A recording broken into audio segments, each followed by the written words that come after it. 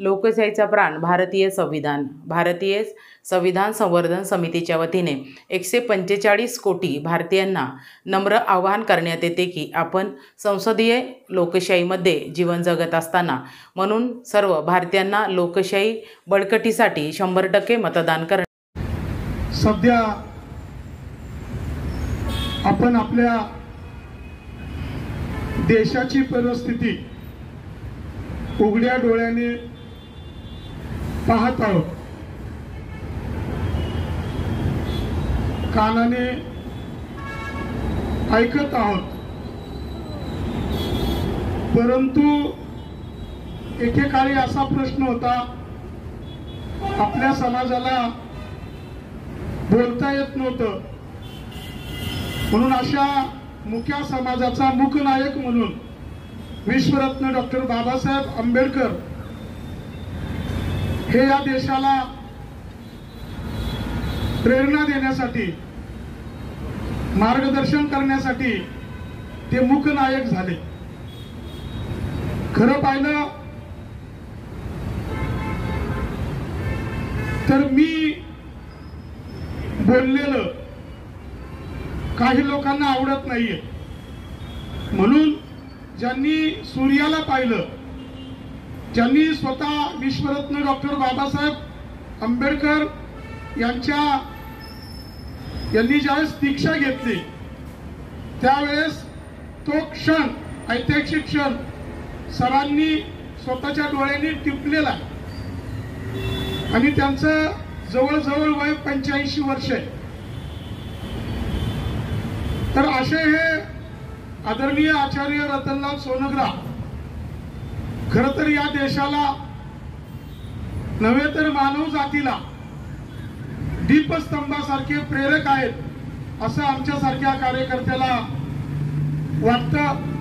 म्हणून आम्ही केव्हाही त्यांना सहज जरी फोन केला की सर असा असा कार्यक्रम आहे, तर ते कधीच म्हणत नाही मी वहीत बघतो, मी सांगतो, असं न करता ते डायरेक्ट हो म्हणतात. त्याला कारण त्यांनी बाबासाहेबांना पाहिलेलं आहे, त्यांना बाबासाहेब आंबेडकरांची चळवळ त्यांनी जाणून घेतलेली आहे आणि ही खरी बाबासाहेब आंबेडकरांची चळवळ आपल्या भारतीयांना सांगण्यासाठी ते या वयात सुद्धा अजिबात न थकता सातत्यानं या देशाला, समाजाला, भारतीयांना ऊर्जा देण्याचं काम ते करतायत. मी आदरणीय आचार्य रतनलाल सोनग्रा सरांना विनंती करतो, आजच्या प्रसंगी आम्हाला आपण मार्गदर्शन करावं. सगळ्यांनी टाळ्यांच्या गजरात त्यांचं स्वागत करायचं. जय भीम, नमो बुद्धाय.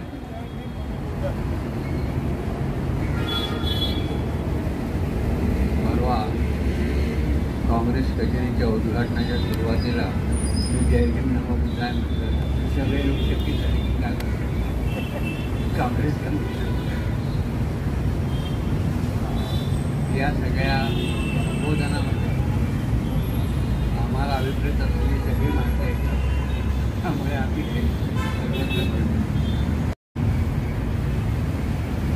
सध्या निवडणुकीचं वातावरण आहे. वातावरण आहे म्हणजे असं आहे की त्यांनी आपल्या सोयीचं वातावरण निर्माण केलेलं आहे.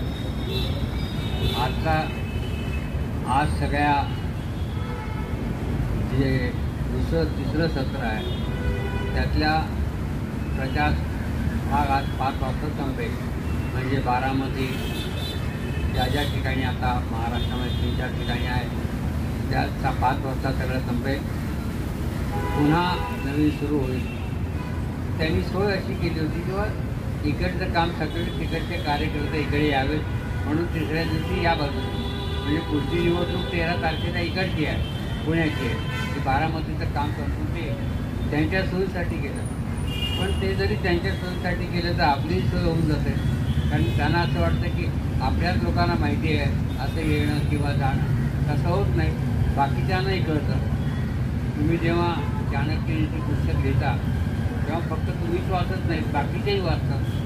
दुसऱ्या देशातही लोक वाचतात, त्यांनाही वाटतं की काय सांगितलं आहे चाणक्याने. तेव्हा या सगळ्या असतात आणि फरक होतो किंवा सुरुवातीला जी माणसाने कारस्थानाने केलेलं असतं किंवा हे आपल्या फायद्यासाठी आहे, पण असं होत नसतं.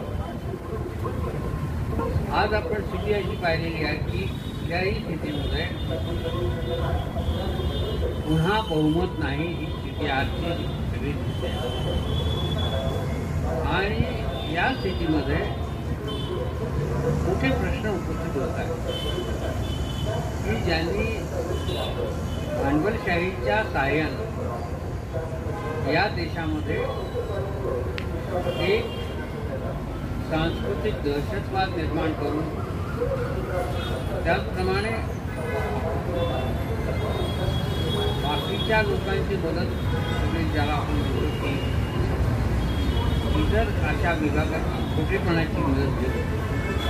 चक्क जर त्यांनी जर्मनीचा इतिहास अभ्यासून हिटलरचं चरित्र अभ्यासलं आणि हिटलरच्या चरित्राप्रमाणे, त्याच्या वक्तृत्वाप्रमाणे, त्याच्या बोलण्याप्रमाणे सगळी कृती करतात. महाकरुणी तथागत भगवान गौतम बुद्ध, परमपूज्य बोधिसत्व महामानव डॉक्टर बाबासाहेब आंबेडकर यांच्या विचाराला विनम्र अभिवादन करून आज रमाईच्या चरणी विठ्ठलचा वाढदिवस होत आहे. रमाईला देखील अभिवादन करून आणि विठ्ठलाला देखील मित्र म्हणून माझ्या मनापासूनच्या शुभेच्छा. विठ्ठल गायकवाड यांची माझी खूप वर्षापासूनची मैत्री, ज्या एलिस्टोन कांबळे साहेबाबरोबर आम्ही काम करायचो, त्यांचे माझे गुरु एकच आहे.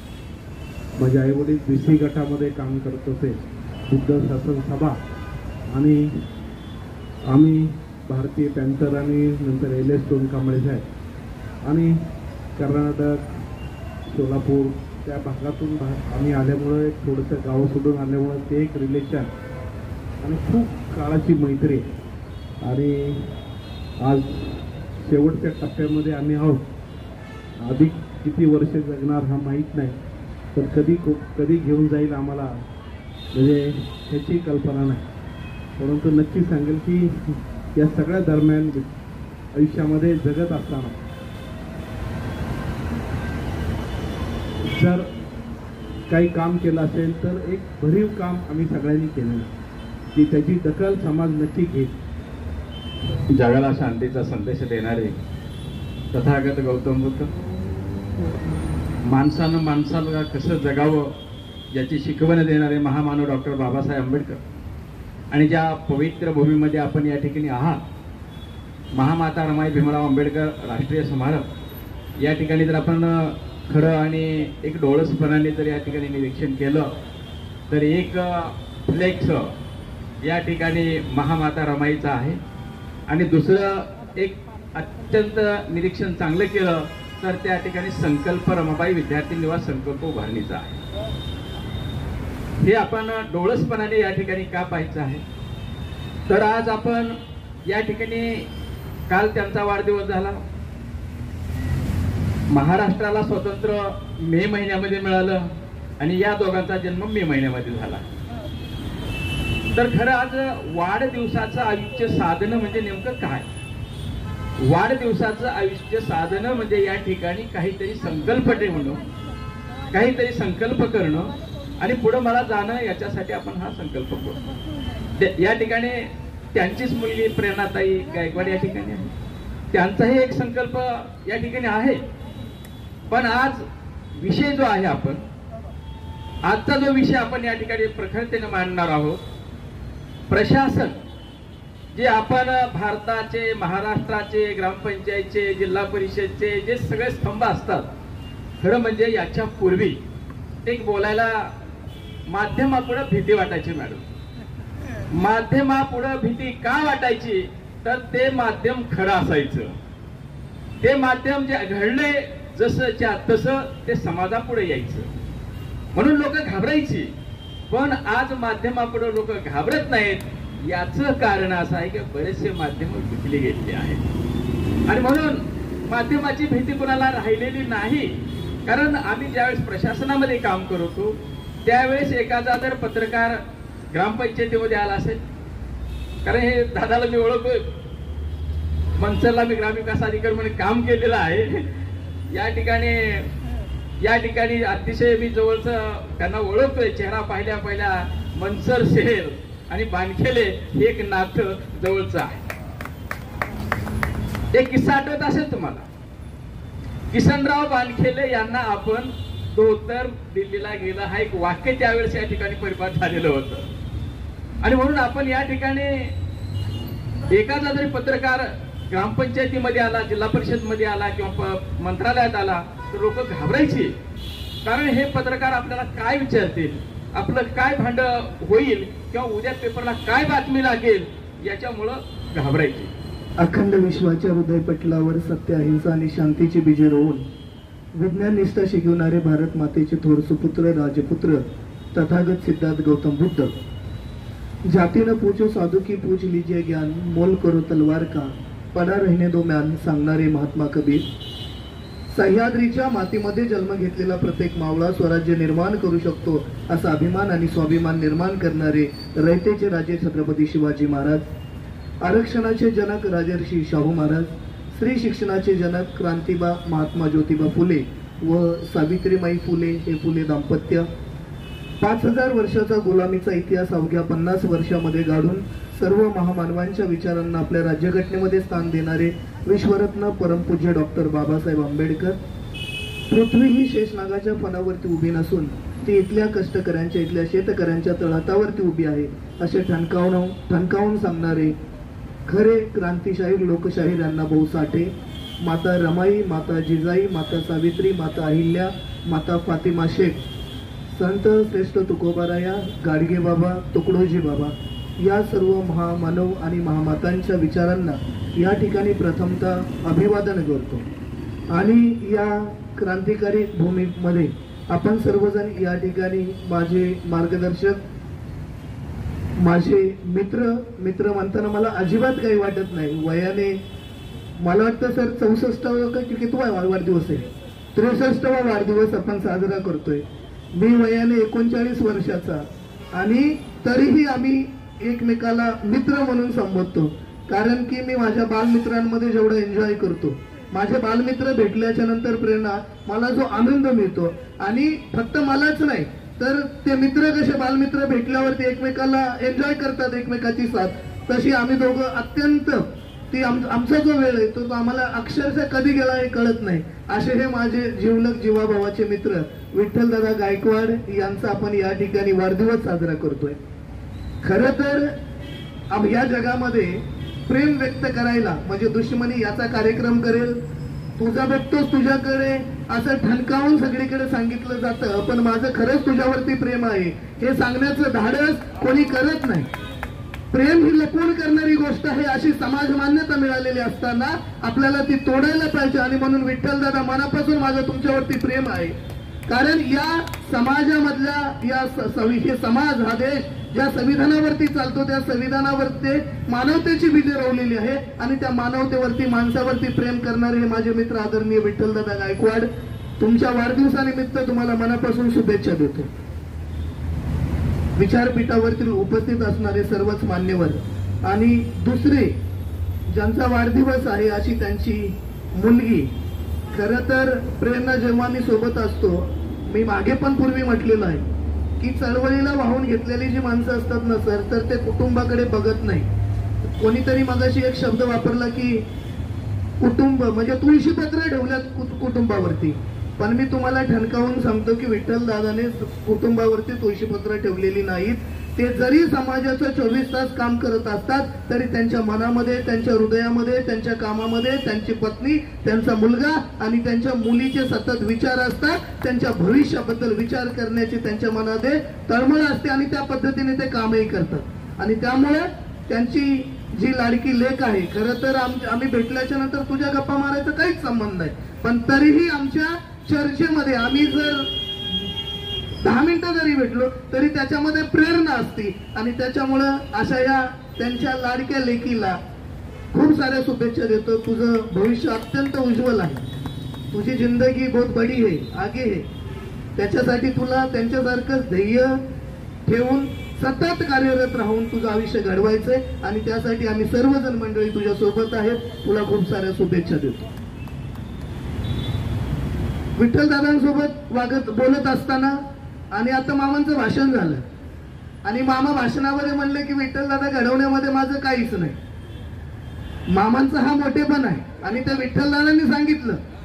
पण मामा तुमच्यासाठी खरं सांगतो की मी जेव्हा पहिल्यांदा भेटलो विठ्ठलदादा यांच्यासोबत तर तेव्हा त्यांनी मला तुमच्या पोत्रजपणाची गोष्ट सांगितली होती की नितीन सर मी पोत्रज होतो.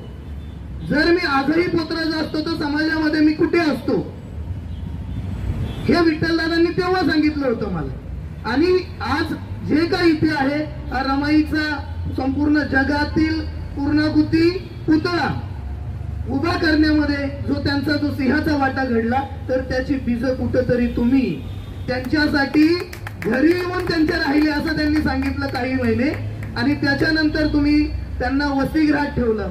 वसतिगृहात त्यांनी चांगल्या पद्धतीने अभ्यास केला. ते म्हणतात की मी तिथं पाहिलं होतो त्यावेळी ते पाहिलं होतं आणि ते सचिन तेंडुलकर काय सिक्स मारतो असा सिक्स मी तेव्हा मारत होतो. जर म्हणजे मी जर त्या क्षेत्रात असतो तर सचिन तेंडुलकर असतो. पण मला अभिमानाने सांगावंसं वाटतं की मामा फुले शाहू आंबेडकरी चळवळीमध्ये रमाईच्या कार्यामध्ये सचिन तेंडुलकरच्या पेक्षाही उत्तुंग काम करणारे विठ्ठलदादा गायकवाड घडवण्यामध्ये तुमचा सिंहाचा वाटा आहे. आणि तुमचा काल वाढदिवस होता. तुम्हाला वाढदिवसानिमित्त मनापासून शुभेच्छा देतो, धन्यवाद देतो. काल तुमच्या कार्यक्रमाला मला येता नाही आलं त्याबद्दल दिलगिरी व्यक्त करतो. खर तर जर 10 वर्ष 8 वर्ष मागे जर गेलो तर इथं उपस्थित असणारी कुठलाच व्यक्ती संपर्कात नव्हतं. कुठलंही रक्ताचं नातं एकमेकांमध्ये नाहीये. जे नातं आहे ते फुले शाहू आंबेडकरी चळवळीचं विचाराचं या रमाईचं नातं आहे. आणि म्हणून ही सगळी मंडळी भेटली. आणि रक्ताच्या नात्यामध्येही जेवढा मायेचा ओलावा नसेल महानंदाताई, रक्ताच्या नात्यामध्येही जेवढा मायेचा ओलावा नसेल तेवढा मायेचा ओलावा या रमाई चलनी बसल्याच्या नंतर मिळतो. आलेल्या प्रत्येक माणसाला आल्या आल्या त्याला पाणी दिलं जातं. त्याच्या चेहऱ्याकडे पाहूनच त्यांना कळतं की हा व्यक्तीला भूक लागली की नाही. मामा त्या व्यक्तीसाठी खायची व्यवस्था केली जाते. जर ते या ठिकाणी नसतात आणि इथे जर काही खायलाच ठेवलेलं असेल तर ते फोनवरच सांगतात की तिथं असं असं ठेवलेलं आहे, तुम्ही खाऊन घ्या, मला थोडा यायला वेळ होणार आहे. महाकरुणिक तथागत सिद्धार्थ गौतम बुद्ध परमपूज्य बोधिसत्व डॉक्टर बाबासाहेब आंबेडकर महामाता रमाई यांच्या विचारांना प्रथम अभिवादन करतो. डॉक्टर बाबासाहेब आंबेडकर म्हणाले होते की जागृतीचा विस्तव विझू देऊ नका. आणि माझ्या मते हा जागृतीचा विस्तव न विझू देण्यासाठी आपल्या महाराष्ट्रामध्ये जे निवडक काही लोक आहेत, खऱ्या अर्थानं बाबासाहेब आंबेडकरांना शिकलेल्या किंवा मोठ्या हुद्द्यावर असलेल्या लोकांकडून खूप अपेक्षा होत्या. ते एकदा म्हणाले होते नानकचंद ऋतूला की मी एकटा शिकलो तर मी एवढं समाजाचं काम करू शकलो, आता माझ्यामुळे अनेक लोक शिकत आहेत तर ते किती काम करतील, असा एक बाबासाहेबांना त्या काळामध्ये विश्वास होता. पण तसं होताना दिसत नाही. आज बाबासाहेब आंबेडकरांमुळं अनेक लोक आपले मोठ्या हुद्द्यावर आहेत. आमचा तर सगळ्या अधिकाऱ्यांशी संपर्क येतो. आता यांनी सांगितले की बरेच लोक आफ्टर रिटायरमेंट म्हणजे नोकरी संपल्यानंतर चळवळीमध्ये येतात. पण त्यातले 5% येतात, 95% येतच नाहीत, घराच्या बाहेरच पडत नाहीत ते लोक. आणि नोकरीला असताना तर येतच नाहीत. म्हणजे ही फार मोठी दुर्दैवाची घटना आहे की आज आपण पुणे विद्यापीठात पाहिलं तर आपले 50 प्राध्यापक आहेत, म्हणजे जे बुद्धिस्ट आहेत, आंबेडकर राईट आहेत. बाकीचं तर SC ST खूप आहेत, त्यांना पगार आहे 3 लाख रुपये. 3 लाख रुपये पगार आहे बाबासाहेबांमुळे. आणि त्यांचं कॉन्ट्रीब्युशन पाहिलं तर त्यांना जर मागितले कुठल्या बुद्ध जयंतीला आम्ही कार्यक्रम घेतो किंवा हे कार्यक्रम घेतो तर 1 रुपया देत नाहीत. म्हणजे बाबासाहेब आंबेडकर म्हणाले होते की आपल्या चळवळीचा तुम्ही 20वा हिस्सा द्यायला पाहिजे, पण ते 1% सुद्धा देत नाहीत. असे अनेक लोक आहेत. बाबासाहेब आंबेडकर म्हणाले होते की ही चळवळ खऱ्या अर्थानं कोणी जिवंत ठेवली असेल तर ते माझ्या सामान्य माणसांनी, खेड्यातल्या माणसांनी जिवंत ठेवलेली आहे. आणि ते खरं आहे की तुम्ही बघा, जयंतीला पण आमच्यासारखे पांढरपेशी लोक घरात बसतात आणि आपल्यासारखे सामान्य लोक बाबासाहेबांची जयंती, तुम्ही सोलापूरचं उदाहरण दिलं, फार चांगलं आहे की जल्लोष केला पाहिजे, ते तर गरजेचं आहे.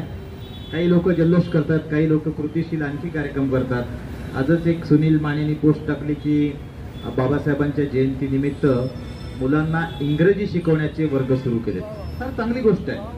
आणि बाबासाहेबांची जयंती खरं तर आपण भाग्यवानची पुण्यातून सुरू झाली. म्हणजे रणपिसे नावाचे ग्रस्त होते, त्यांनी बाबासाहेब आंबेडकरांची जयंती सुरू केली, पुण्यातून त्याची सुरुवात झालेली आहे. आणि आज 125 देशामध्ये बाबासाहेब आंबेडकरांची जयंती साजरी होते. खरं तर ही चळवळ जिवंत गायकवाड साहेबांसारखे लोक सातत्यानं काम करतात. काहीच त्यांचा स्वार्थ नसतो की आमच्या महानंदाताई डाळिंबे आहेत, आम्ही पुण्यामध्ये गेल्या 2 वर्षापासून वॉक फॉर संविधान हा कार्यक्रम घेतो, म्हणजे संविधानासाठी. आणि त्याला आता 10,000 लोक या वर्षी आले, ते मागच्या वर्षी 10,000, आणि केवळ 1.5 ते 2 लाख रुपयामध्ये, एवढ्या कमी खर्चामध्ये तो कार्यक्रम आम्ही पुण्यामध्ये करतो. आता याही वर्षी त्याच्यापेक्षा मोठा होईल. प्रत्येकजण माणूस आपापल्या पद्धतीनं काम करतो, तो सामान्य माणूस करतो, म्हणजे गायकवाड साहेबासारखा माणूस करतो. पण ज्यांना 3 लाख पगार आहे, 5 लाख आहे, 2 लाख आहे, ते मात्र घरी बसतात. ही फार मोठी शोकांतिका आहे. आपल्यासारख्या लोकांना त्यांना घरातून बाहेर काढलं पाहिजे. अरे तू बाबासाहेबांमुळे आहेस. बाबासाहेबांच्या संदर्भात मी ते विनायक पवार, एक बंजारा समाजाचा कवी, फार चांगली त्यांची कविता मी नेहमी माझ्या भाषणामध्ये सांगतो. डोळ्यावर म्हणजे अंगावर शहारे येतात. मी आता 25 डिग्र्या घेतल्या, मी तर घेतल्यात, पण माझ्यामुळं आणखी 10 लोक PhD झाले. अनेक लोकांना आपण मदत करतो. अनेक महाराष्ट्रातले सगळे IAS अधिकारी मला ओळखतात, सगळ्या जाती धर्माचे, सगळ्या महाराष्ट्रात कुठेही गेलं तर सगळे अधिकारी ओळखतात, कारण आम्ही यशोदाच्या माध्यमातून त्यांना ट्रेनिंग देतो. आणि खूप लोक जोडलेत मी. माझ्यावर एक पुस्तक निघालं, मानवी संबंधाचा बादशाह, त्याच्यात 50 IAS IPSनी माझ्याबद्दल लिहिलं. 200 लिहू शकता. तर आम्ही जेव्हा मी पुण्यात आलो यशोदामध्ये 20 वर्षापूर्वी, मला पुण्याबद्दल काही माहीत नव्हतं, खेड्यातून नांदेडमधून आलो. तर पुण्यामध्ये जेव्हा यशोदात आलो तर जयभीम कोणीच म्हणायचं नाही, कारण मराठवाडा आणि विदर्भामध्ये जोरात जयभीम म्हणतात. आमच्या ऑफिसमध्ये आहेत ते सगळे ब्राह्मण आहेत, बुद्धिस्ट 2-4 लोक होते, ते सगळे ब्राह्मण स्वतःला समजतात सगळ्या याच्यामध्ये. पण आम्ही कट्टर जयभीम करतात. मला सांगायला आनंद वाटतो की माझ्या ऑफिसमध्ये आता लोक जे म्हणजे मिलिटरीमधले रिटायर्ड जे गेटला असतात ते जोरात जयभीम म्हणतात मला. मी पण जोरात जयभीम म्हणतो. सगळे त्यांना माहिती आहे बबन जोगदंड साहेब आपले जयभीम आहेत. शिपाई, झाडूवाले, ते लोक माझ्याकडे जयभीम करतात. ना वाटते की आपला माणूस आहे इथं जयभीमवाला, त्यांना एक अभिमान वाटतो. आणि आम्ही कोणाच्या बापाला घाबरत नाही. जोराने जयभीम कुठल्या ऑफिसमध्ये. बरेच लोक हळूहळू जयभीम करतात, किंवा कोणाला कोणी जयभीम म्हणलं तर बोलतच नाही, हा बोला म्हणतात. आम्ही कोणाला बाबासाहेबांमुळे आपण आहोत. काल एक प्राध्यापक मला भेटले, त्याच्या बायकोनी म्हणजे घर बांधलं नांदेडमध्ये मोठं, आणि एक PSI मुलगी आली त्यांच्याजवळ. म्हणली झेंडा कशाला लावता घरावर, तुम्हाला वादविवाद झाला तर अटक होईल, नोकरी जाईल. ती म्हणली बाबासाहेबांमुळे नोकरी काय, आमचा जीव जलत गेला तरी चालेल, नोकरी काय सांगतेस तू. म्हणजे असे काही लोक स्वाभिमानी आहेत. खरं तर बाबासाहेब नसते तर फार आपलं काय झालं असतं याचा विचार करत नाहीत लोक. ती जाणीव सगळ्यांना पाहिजे, पण ती नसते जाणीव बऱ्याच लोकांना. आणि जे नाही जाणीव मग त्यांची फार अवस्था वाईट आहे. माझ्याकडे खूप लोक येतात, अहो सर तुमचा एवढा महाराष्ट्रात संपर्क आहे, माझ्या मुलीसाठी स्थळ बघा, माझ्या मुलासाठी.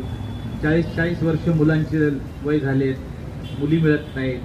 अवस्था वाईट आहे. समाज नंतर रिटायर नंतर कुत्र विचारत नाही त्यांना.